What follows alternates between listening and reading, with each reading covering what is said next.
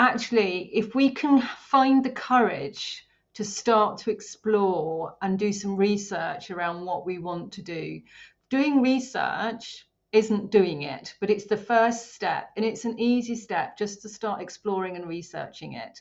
Because what you'll start to find is you start to feel a little bit more in control, but also you'll realize that if what you want to do is possible, that the happier you are, the more energy you have, the more you have to give to the people you love, the people you work with, the society that you're in, the organizations that you're in. When you're in that happy, energized space, you are open to so much more. You are greater in your resilience, and you are more creative in your outputs. And that has got to be a great thing for everybody. That's what I think. So. Welcome to the Pivoting Wolf. Open conversations with interesting people from varying backgrounds across several different countries around the world.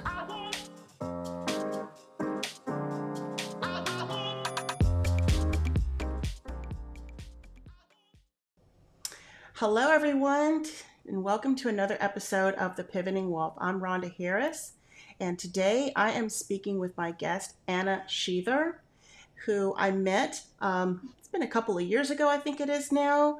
Anna has a business and she's written a great book about art-based coaching. I have actually gone through one of her programs and I loved it a lot. And so I wanted to talk to Anna today to get her to share her story about how she came about coming into this line of work. And so Anna, let me just let you kick it off and tell us a little bit about yourself and how you got to where you are today, and Absolutely. Yeah, no problem. So my journey as a coach started almost 20 years ago now. I trained and qualified as an executive coach, and I set up my own practice because I wanted to be self-employed. And part of the reason for being self-employed was to enable me to develop and grow my artistic side, my creative practice, my private creative practice. So that was drawing, painting, doing all the things that I wanted to do. That was fine. And then about sort of 10 years in, I was starting to get a bit jaded by my coaching practice. And I realized I was holding my corporate executive coaching practice quite separate from my artistic creative practice. And I needed to bring the two together. And then that was the launch of Art in Coaching, and a couple of years later was the book, and then the programs, and here today, 20 years on, I've got my executive coaching practice, which I also incorporate art into my executive coaching practice. I do supervision for coaches, where I also incorporate art, and then I've got Art in Coaching, where I help coaches who also want to have an art-based coaching practice to actually develop and grow a really credible, grounded, research-based approach to bringing visual expressive art into their practice. So yeah, that's me in summary. Yeah, well, thank you for that. I want to address each of the things that you covered one at a time, but I first want to ask you, can you describe for me how it felt when you talked about keeping your executive coaching separate from the creative? How did that make you feel? Why do you think you were doing that? And, what was that calling inside of you, that was that nagging feeling that made you realize you needed to, do something about that? I want to get down to the bottom of what was making you feel jaded. Like how did that come about? Because as you know, when we first met, I have struggled myself with keeping things so separate. And it's just, I've got my corporate consulting business, and then I've got this whole other creative side.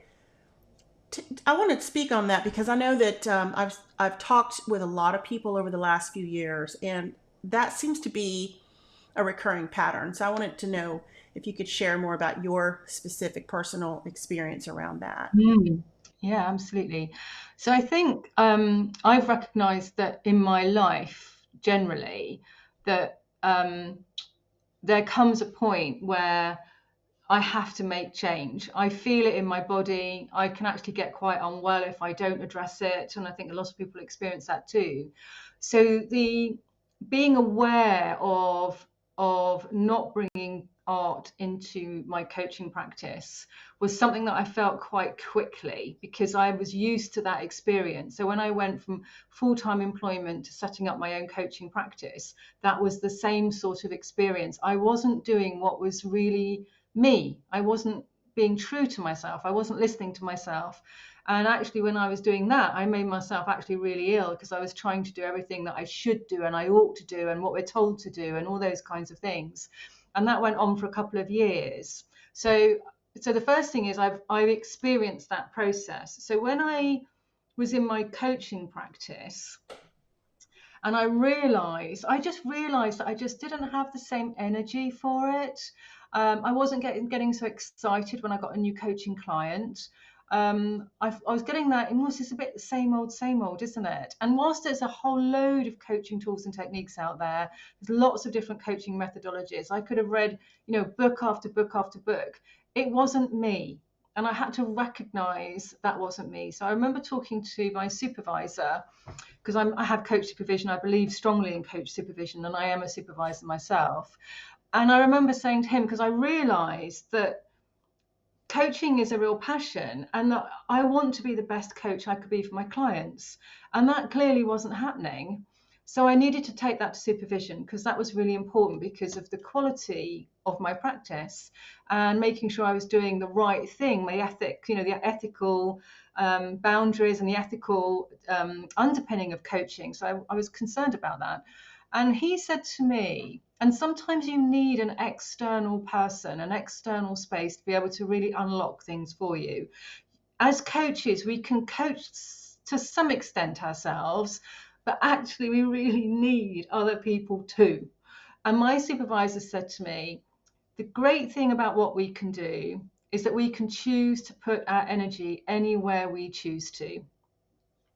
And that just unlocked, that was like an epiphany moment, that tingling sensation, because I realized that as a coach, it's really important that the practice I develop is genuinely me. It's what I'm interested in. It's what my passions are. And because I will always bring the best of me when I'm then with my clients. So I'd already been researching art therapy, because I was thinking, should I be an art therapist? Not really, but I was looking at it as an alternative. And I thought there has to be a way of bringing art into coaching in a credible, grounded, researched, proper way that can be genuinely used as a coaching approach, that it has a framework, it has principles, it has a grounding in, and of course art therapy is the kicking off point for that. So it was just an epiphany moment. They said, I have got so much coaching experience, surely I can do this. And so I thought, well, I'm going to. And I don't know why that was. I suppose because it was so important to me that I just had to make it work. That's kind of what was happening for me. There was almost like no choice about it. And I don't know if that's helpful. So there's other questions that popped out of that. Well, I really resonate with what you said about there not being a choice, and more specifically when you talked about making yourself ill, and also excuse me, even more specifically when you talked about doing the things that we're told to do and the things that we should do. That's been a recurring theme for Yeah. myself and for clients that I've coached who are, and actually that's how the name the pivoting wolf even came about, because it was an epiphany that I had a few years ago where Mm. I felt like,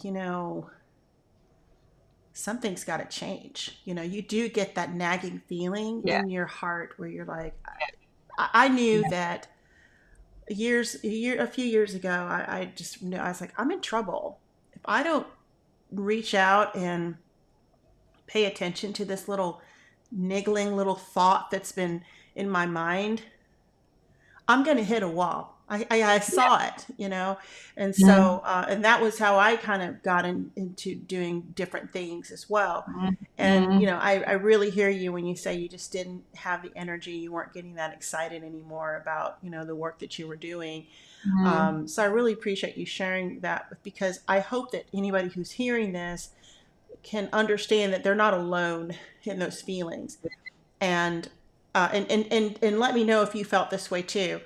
I used to feel guilty for feeling that way. Like, yeah. why can't you just be happy? Why are you always so unhappy? Why can't you just be grateful for what you have? There's people Mm, out there that would mm, love to mm, be able to do what you're doing. mm, And, da, da, da, da. mm, And I was like, why can't you just be sad? Why are you always so unsatisfied? And I felt mm. like I was the problem. There was something wrong with me. Yeah. And I know a lot of people are feeling that way. They feel the guilt, they feel the obligation to just keep pushing on, just push Mm, through whatever the pain is that they're feeling, mm, even though their mm, body and their mind is screaming at them, like, you have got to get off of this path and onto yeah. something new. So I really do appreciate you sharing that. Um, I Now I mean, what wanted I to, would say, Rhonda, before you just move on, is yeah, that actually, if we can find the courage to start to explore and do some research around what we want to do, doing research isn't doing it, but it's the first step. And it's an easy step just to start exploring and researching it. Because what you'll start to find is you start to feel a little bit more in control, but also you'll realize that if what you want to do is possible, that the happier you are, the more energy you have, the more you have to give to the people you love, the people you work with, the society that you're in, the organizations that you're in. When you're in that happy, energized space, you are open to so much more. You are greater in your resilience, and you are more creative in your outputs. And that has got to be a great thing for everybody. That's what I think. So, I absolutely agree. And I even want to say that that reminds me of, the analogy about putting on your own oxygen mask first. I did a video about that a little while back. And speaking to exactly what you just said, you will build resilience. You will be a better person. You will be able to be more present and be there for your family, your loved ones, and even for your employer, if that's what you mm, end up doing. Um, so I just want to say, if anybody's like listening, listen to what Anna just said, and then couple that with this feeling of guilt and this obligation, like, I've got to do the mm, right thing. mm. Sometimes it is the right thing to do something different, you know, Absolutely. and the outcomes, the benefits of the outcomes can be exponential and really powerful. And if you are happier and you're in a better space, you're going to be a better person all the way around. You're going to be a better parent. You're going to be a better spouse, a better sibling, a better employee, a better anything. And Um, a better you. a better you. Yeah, for yourself and everyone Exactly. around you. Um, Mm, and one of the things, just in general, just from the research that I've done about the positive benefits of just coaching in general, whether it's art based or otherwise, there's a lot of research about the overall improved well being of people who actually um, get coaching. Um, mm, but and this is just a part of that. So mm. so the better off you are, the higher levels of well being that you have, you're a much more valuable asset to society and to yourself. So Mm, I agree with that. absolutely. Thank you for adding that detail, because that's very important. And I love the way that you articulated that, because if there's anything that I really want to do is just get that message across. Like, don't fear the change. And I would, and now as a change management person, I'm going to throw this out. Can you afford not to change? Mm, What is going to be the opportunity cost for not changing? and not exploring, like you said, doing the research and figuring out what it is that you want to do. So thank you for Mm. that, Anna. It's my pleasure. So I did want to move on a little bit to talk about this research based approach that you're talking about. Can you share a little bit about your journey into the research that led to the books, the your Mhm. new practice, the books, the programs, everything? Because I've read your book, um, and I found it quite fascinating, and I have used the art based approach on clients because I went through one of your programs, and I could sit here and talk all day about how remarkable it is and how Mhm.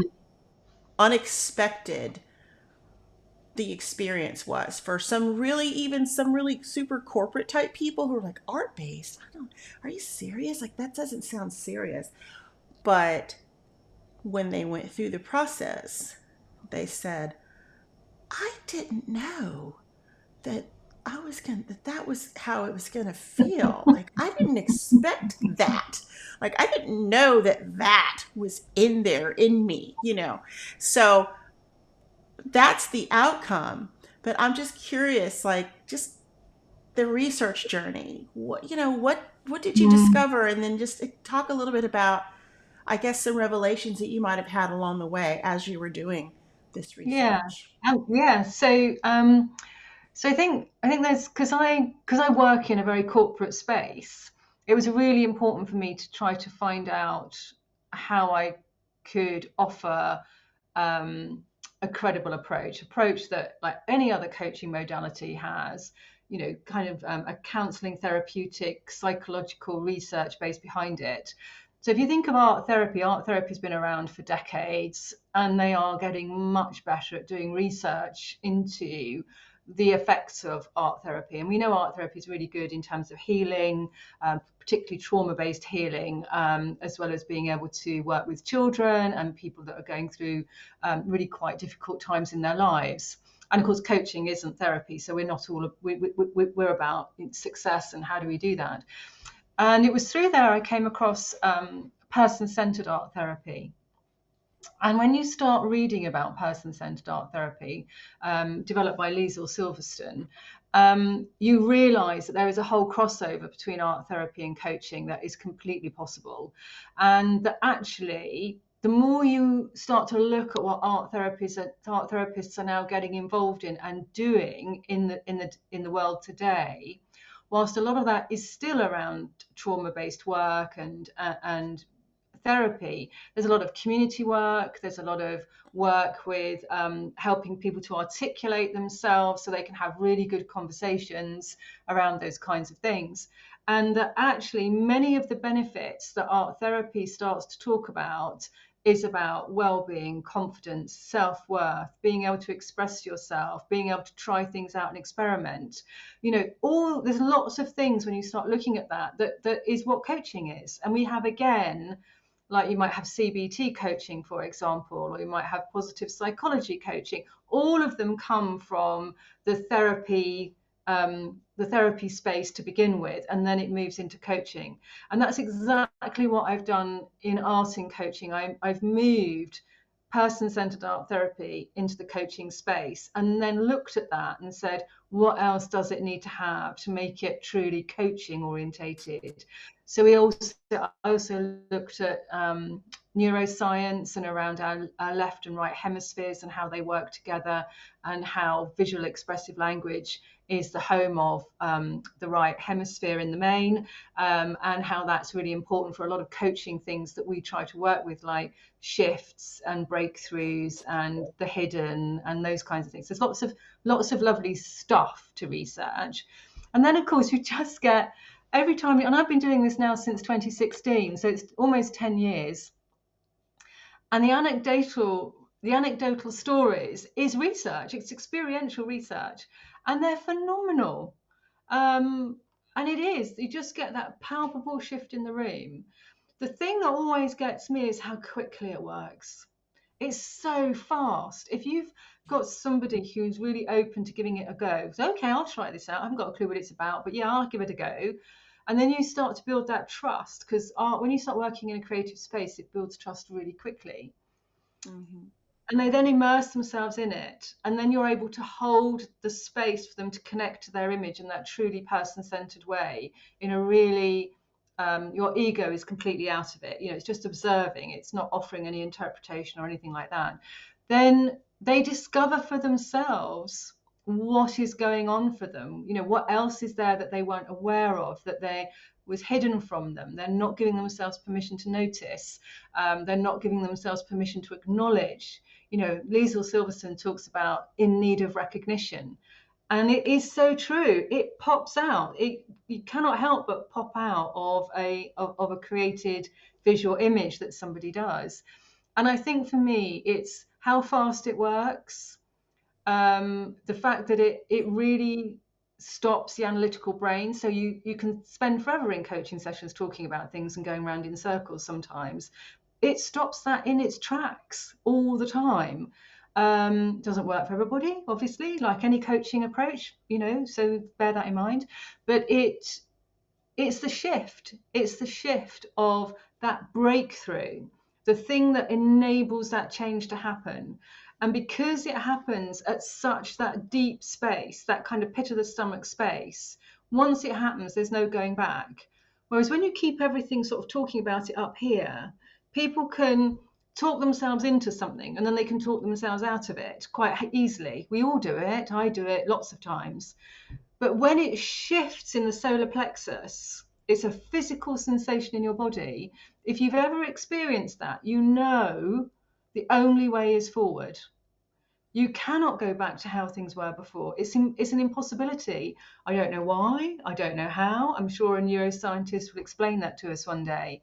But it happens. And if you really want to make a change in your life, work with a coach that's going to offer you what I call a transformational way of working, of which art-based coaching is one way of doing that. So yeah, I've got stories coming out of my ears. I could sit here for hours talking to you about them. So yeah. Well, and I do too, not as many as you do, because I've not been Cool. doing it as long as you, but um, in keeping with anonymity and, of course, not divulging any identifiers, what is probably, can you share just a piece of one of the most remarkable stories that you can recall?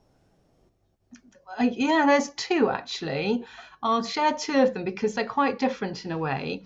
So I had a senior person in a professional organization come to me for 4 sessions, and they'd just taken up a new post in an organization that was hoping that this person who was being recruited in would bring about change. And like a professional, it got kind of like bogged down. It didn't really want to change. It said it wanted to change, but it didn't. And what came in was this amazing piece of work which kind of expressed the organization as an image. And then I said to her, so where are you in this image? Because there was and she just looked at it and she wasn't there. So she had not even at this 6 months in, she wasn't even showing herself as part of the organization, which was kind of like a real shock to her. So she then amended her image and started to put herself in this image. And if you like, the organization was a round image, and then she created another round image pushing in to the organization. And it was a real sense of her being able to talk really freely and openly about what the challenge was. And she hadn't really realized that she still didn't feel part of the organization. She wasn't feeling accepted. And it was making, obviously, her job really, really difficult. So by having that image, the whole of the situation, organizationally and for herself, represented in her image, and the physicality of drawing it showed through the marks and the colors and the different ways she was doing it, her emotional response to this, and how that was really getting in her way of her confidence and her ability to really tap into what she was really good at, why she was there, because she hadn't really settled in. And it was a breakthrough moment. It happened really, and it was in the first session. I knew her quite well beforehand, so the trust was already there, but it was in our very first session together as an art-based program. So that was quite extraordinary to have that happen so quickly and so powerfully. Yeah. And then, yeah, really, it was. And it's very difficult to explain what it feels, because we were working in person in my studio here. And when you're in the same space as somebody, when a shift happens, the energy in the room changes, and it actually it affected me personally as well, because I could feel that energy change and I could feel it in my body, because we were in close proximity to each other.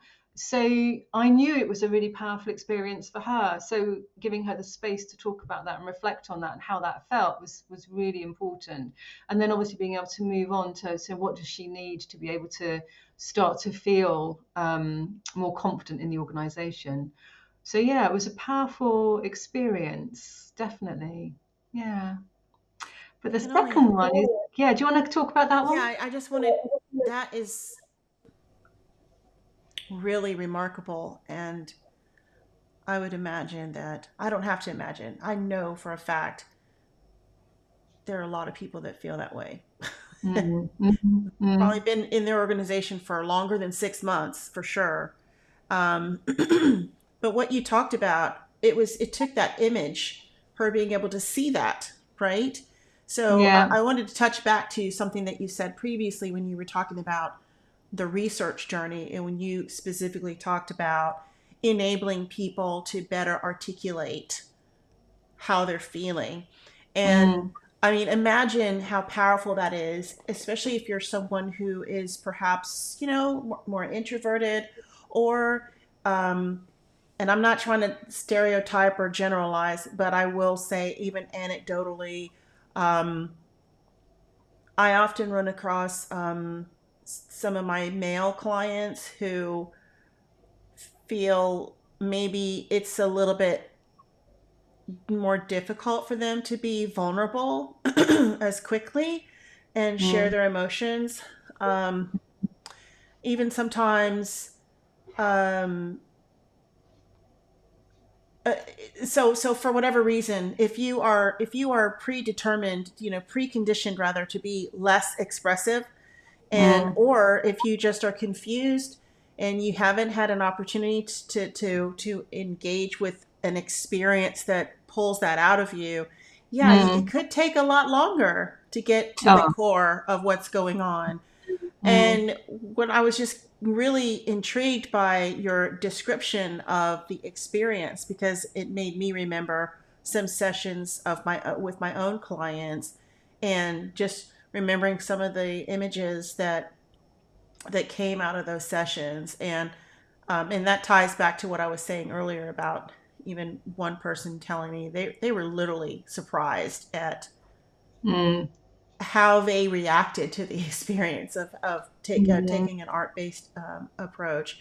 And it mm. can be really powerful, and it can be intense, because Yes. I have seen intense emotions come from it.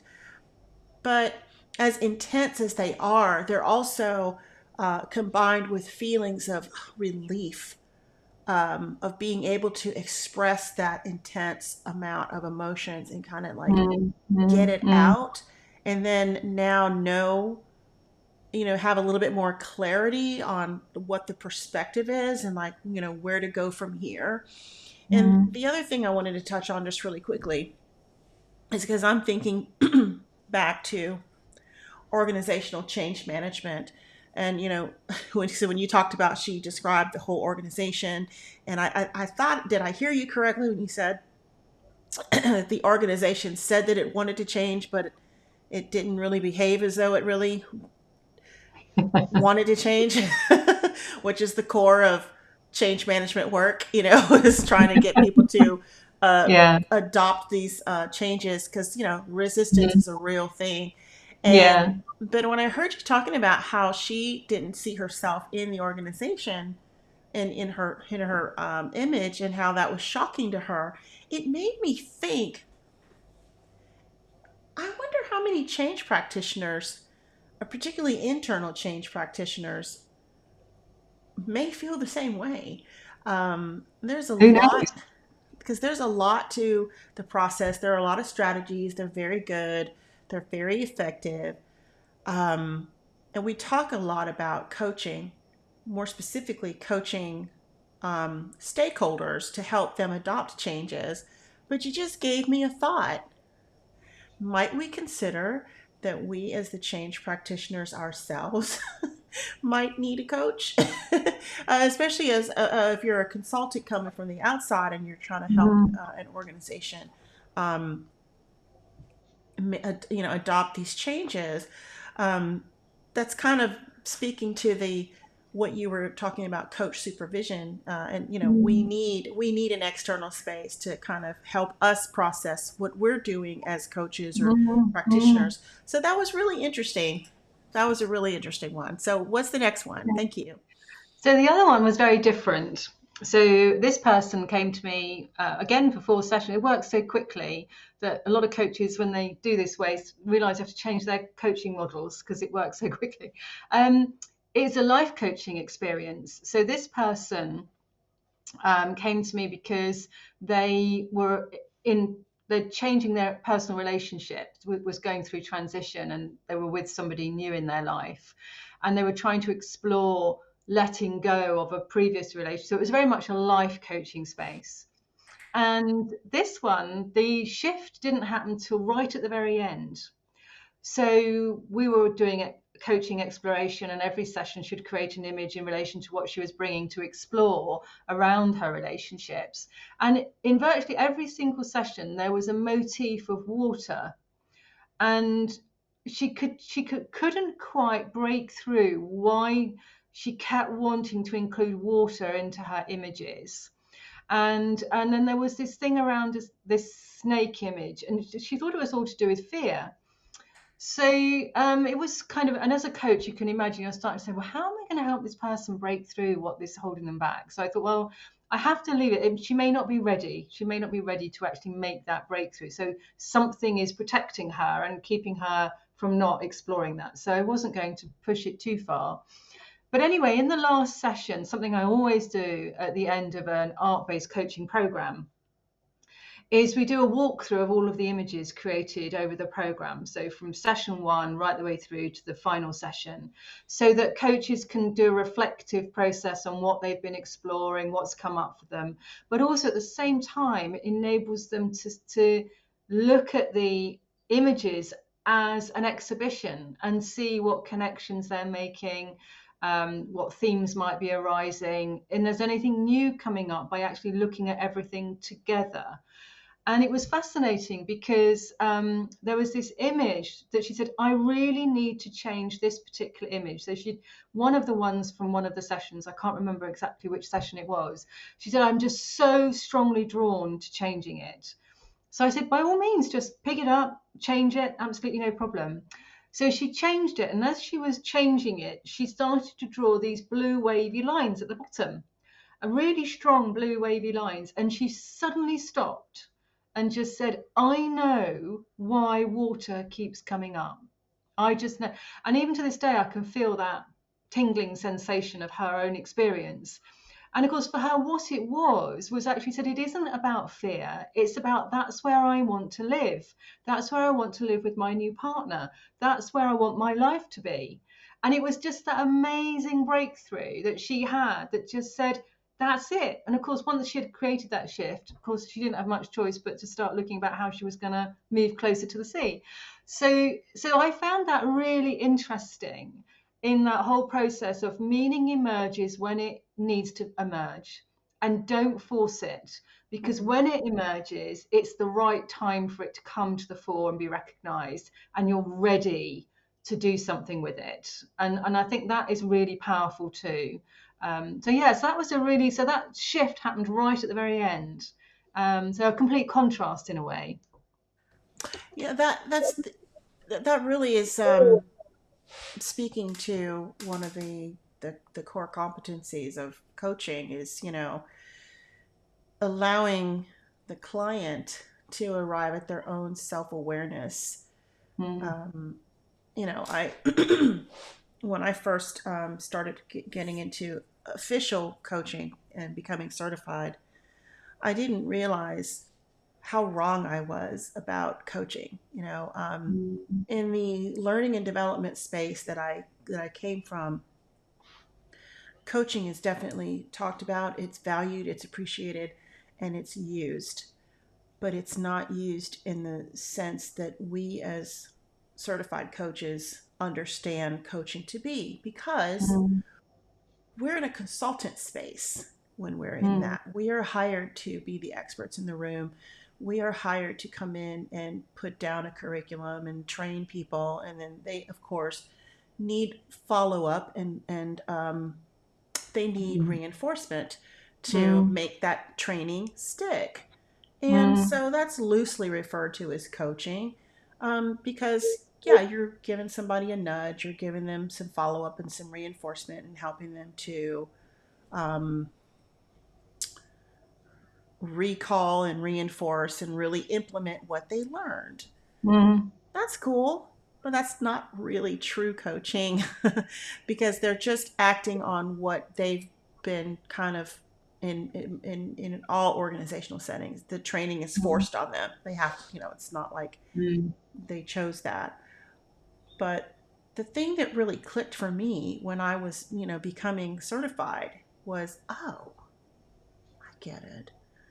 I just have to kind of like create a situation, an environment, a circumstance so that people can come to their own conclusions. And through Mm. guiding them in a way, as we are trained to do, when they get it, it's on their own terms, it's in their own time, and guess what? It's going to have far more meaning for them. It's not like you said, you can't force it. Consultants will, force is probably a strong word, but we will strongly encourage, force, recommend, suggest, whatever. But that's not the same as allowing someone to come to their own conclusions and evoke awareness for them. Mm. The the act of coming to your own conclusion and evoking awareness is so strong. And I think that that is the strongest indicator for the efficacy Mm. of a change to actually be adopted and for it to stick, because they own it. Mm. It's their own thing. Nobody told them to do it. Nobody influenced them to think that that's what they need to do. Which sometimes coaching is strongly influencing someone. And then, of course, they're in this vulnerable state. So they're like, oh, okay, I think that's a good idea. And they may agree with you and be enthusiastic about it. But then, if they're not given the opportunity to explore and come to their own conclusions and evoke their own internal awareness, that may not stick because it may not actually be what they really, really want or what they really, really needed to do. Mm. So, that's really interesting that you shared that because. Yeah, I think in a situation where an organization has putting people through prescribed training, right? They have no choice, but they're going to go through prescribed training. And then you're going to skills coach people through that, which is a different kind of coaching. Mhm. I think if you're looking at coaching in the way that we work, where it is about the individual and what the individual wants to achieve, actually what it can be about in those situations is about supporting them to find out their way of embracing and working with the situation that they found themselves in. Mhm. So again, it's about helping them find how's best do you learn, what support do you need, how do you want to take this forward. So it's about giving them agency within a prescribed area that they're having to be in. And I think that again brings it back to what coaching is. It's all Mhm. about the individual, but it might be in a prescribed situation, but it's about helping them find their way through.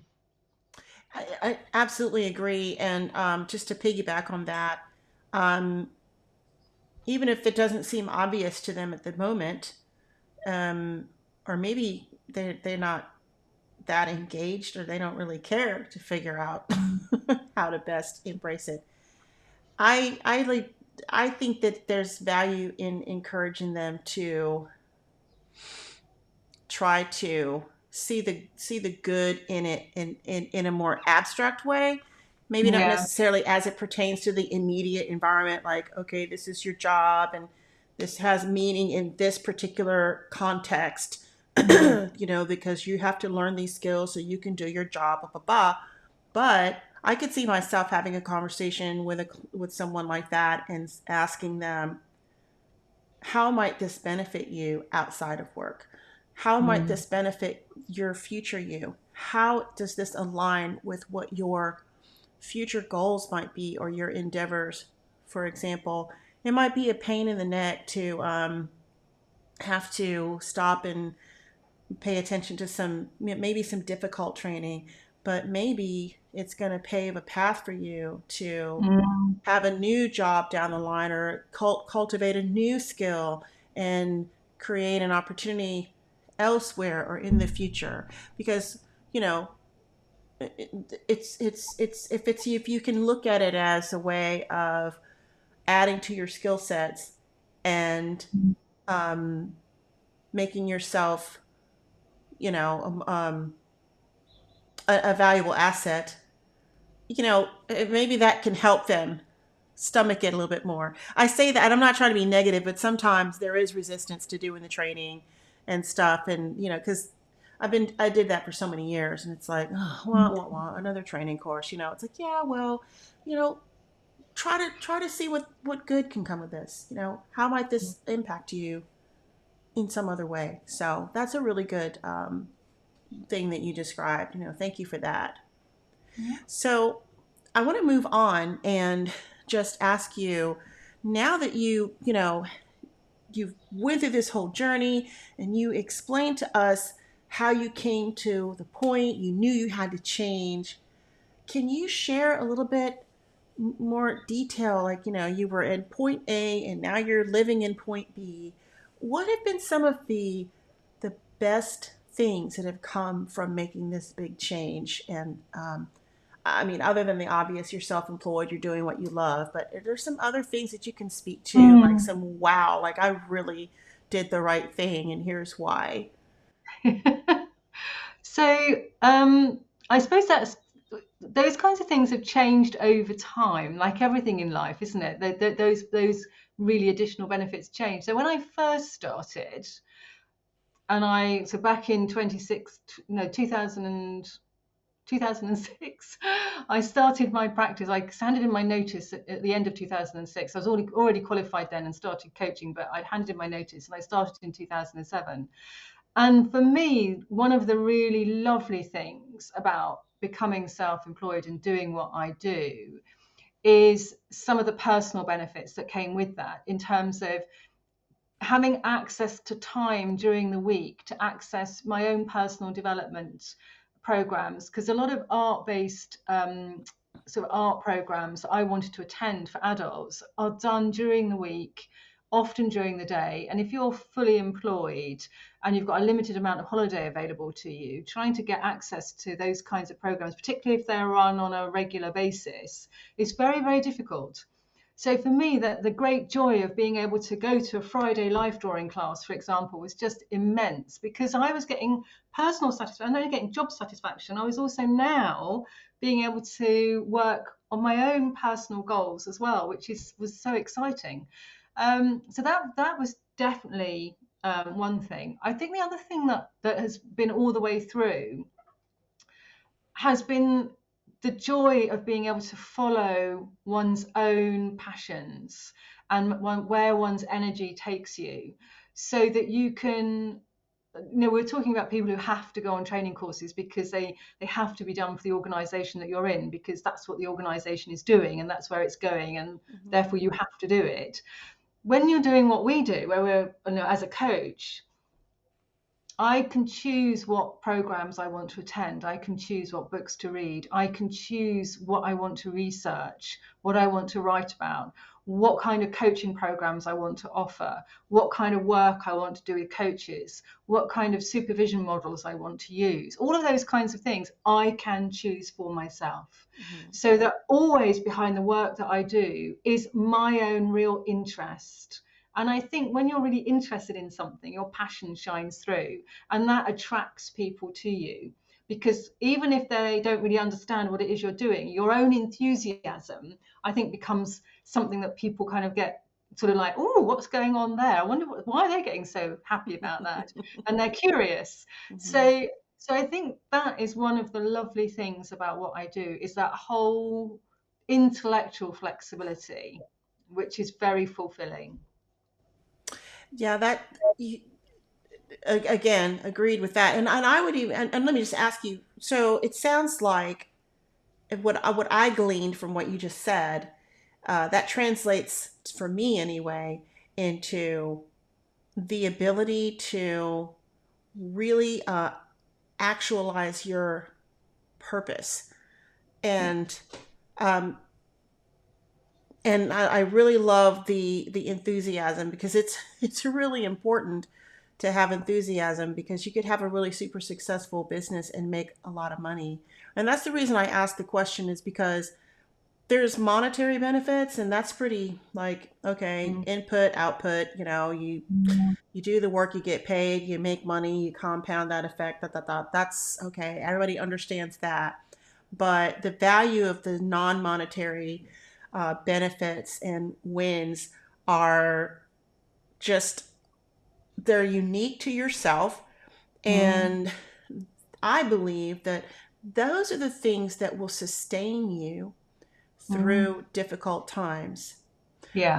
And I've experienced those times. I mean, just want to Mm, talk a little bit about the ups and downs of being an entrepreneur, being mm, self-employed. You're, I don't know about you, but for me, I feel like it's pretty normal mm. to have those low times. You're like, what am I doing? Like, maybe I should just go and get a job. No. Am I crazy? Like, I'm out here by myself doing my thing. Like, oh my God, like, Mm, why mm. did you do Yeah. that? Are you nuts? Like, go get a job already. I mean, I still have that little tyrant in the back of my mind that Mm, snaps at me sometimes. Like, even though my business turned 9 this year. Did it? Anyway, I've been doing this for a while. Um, I passed the 5-year mark of, if you're going to fail, businesses fail within like 2 years, 5 years, whatever the math, the thing says. But when I stop and I'm like, okay, let's just put this into perspective. That's fear talking. And um, what would it look like if I listened to that little voice? Yeah, I could mm, go do that. I definitely have skill sets. I have capabilities. I have the credentials. I have everything to be able to say, yes, I am capable of doing said job, fill in the blank. But what will my little heart feel like? What will my mm, little soul feel like? Just whoosh. mm, I then remind myself, okay, take a break, go take a nap if you need to, wake up and think this over, because the non monetary benefit is tremendous. Having the mm, flexibility, like you said, being able to pivot. I made some decisions last year about how I'm taking my business in a completely different direction. And guess mm, what? Because I didn't have to ask permission. I decided I wanted to make a change, and I'm doing it. I am pursuing different things and what I want to do, things that speak to my passion and the things that I'm enthusiastic about. And that's what keeps me going. And I think it's really important to tap into that and find your mm, purpose and find out mm, what's you're enthusiastic about. Because if you don't have that, life can be pretty lackluster. And mm, I don't care how much money you're making and how many fabulous belongings that you have, or how much clout you achieve or acquire. I don't think that any of that is as sweet as waking up every day and feeling really alive and purposeful and on fire for doing what you love and what you want to do. um, I just can't put a price tag on that, so I just wanted to add no, that no. to it. Yeah, absolutely. And that is what gets you through the tough times as well. Right. Because there will be tough times. We all our self-employed kind of people went through COVID, And when I came up to COVID, I would say 90% of my work was in person, and Mm-hmm. a little bit was online, and most of it that was online was probably in the UK and maybe a little bit in Europe. Now my business is like 90% online and 10% in person, and the reason it's that is because you have the passion for what you're doing. You've got the energy to start creatively thinking, Mm-hmm. and to know what you need to be able to do to keep it going. And sometimes change is forced upon you. So COVID forced online working on all of us across the Right. world, Right. and therefore that had a natural impact on the shape of the business, and who I met. And I now have people in Australia and America and India, Right. and that was like a horrific time, but it's had such phenomenal positive results in terms of those professional relationships. Mm-hmm. But also there'll be times when the clients suddenly disappear for some reason or another. Your clients are maybe in a particular kind of industry, or you're particularly weighted towards a particular kind of client, and for some reason their sector goes through a really hard time, and you find that they're not really talking to you at the moment to do any coaching or anything like that. And how do you weather that? You've got to be fleet of foot, you've got to be Mm-hmm. creative, you've got to motivate yourself. But you can only do that if what you are doing is what you really, really, really love, because then you just find a way. You find a way to make it work, and that's such a great thing. That is such a great thing. It truly is. And that speaks back to something that you said much earlier in our conversation about building resilience, Hmm. right? Hmm. And having that enthusiasm. And because, yeah, it is the fuel in your tank that keeps you going. Yeah, I Hmm. absolutely agree. Well, Hmm. this has been such a lovely conversation, Anna. I'm so glad that you joined me today on the Pivoting Wolf. And Great. our time is coming to a close. But do you have any final parting words of wisdom for the audience or anything else you want to add? Brilliant. So I suppose it depends why you're listening. If you're listening because you're interested in changing something about your life, maybe one of the things I would say is, what's stopping you? And is that really what's stopping you? And drill down as to what things may be driving you towards change, but what's keeping you in the status quo? What's keeping you where you are? And actually try to understand what that is. Are there fears that you should be really, really listening to? And that's fine, like financial fears or things like that. But actually, for most of us, they're funny fears. They're the shoulds and oughts fears that you might need to do some work on. So just really listen to yourself and start to do some practical research around it. Get yourself going. Great advice. Thank you so much. So everyone, tell us quickly how can they find you? Where to find you? Yeah, so on the internet, you can find me at either elancoaching.co.uk, ELAN coaching.co.uk, or artincoaching.co.uk. They're all one word, so they're all merged together. So yeah, if you can find me on those websites, that's absolutely fine.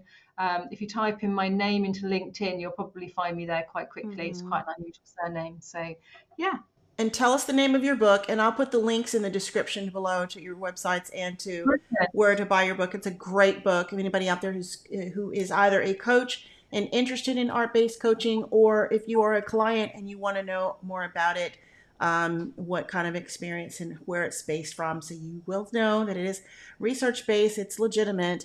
It's not just like woo. No, But tell us the not at name all. of the book. So the book is Coaching Beyond Words, and it's using art to deepen and enrich our conversations.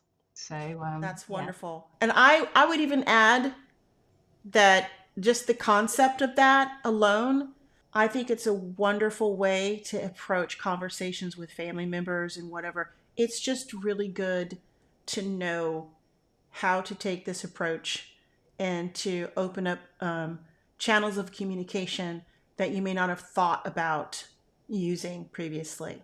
So, Mm. this has been such a lovely chat with you, Anna. Thank you so much. And Well, thank you for I hope inviting you me. have a wonderful weekend. Yeah, Until next thank time, you. Take everyone. care. Okay. Bye bye. Bye.